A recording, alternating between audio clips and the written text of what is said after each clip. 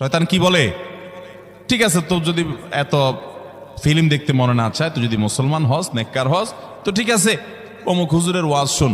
এই হুজুরের ওয়াজ শোনাত লাগাই দিয়ে রাতে 1টা 2টা পর্যন্ত পার করে দিল। এরপরে ফজর নামাজ ওর জামাতের সাথে মিস, শেষ। ভাইরা আমার, প্রত্যেক বৃহস্পতিবার আসলে সন্ধ্যার সময় প্রতিজ্ঞা করব, সপ্তাহের অন্য দিন যদি আমার ত্রুটি বিচ্যুতি হয়ও আমি সেটাকে কারেকশন করার চেষ্টা করব, কিন্তু শুক্রবার ফজরটা পুরুষ হিসাবে আমি জামাতের সাথে পড়বই পড়বো। তার জন্য রাতে আগে আগে শোবো, ডাবল ট্রিপল অ্যালার্ম দিয়ে শোবো।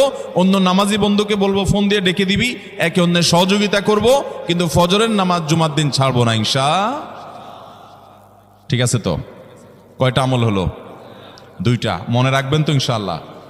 আগামী বছর তো আমার মাহফিল আমি আর করব না, কিন্তু আগামী বছর যে মাহফিল করবেন সে আলোচককে আমি রিকোয়েস্ট করবো ইনশাআল্লাহ, আয়োজকরা এটার সবক যেন নেয় আগামী বছর।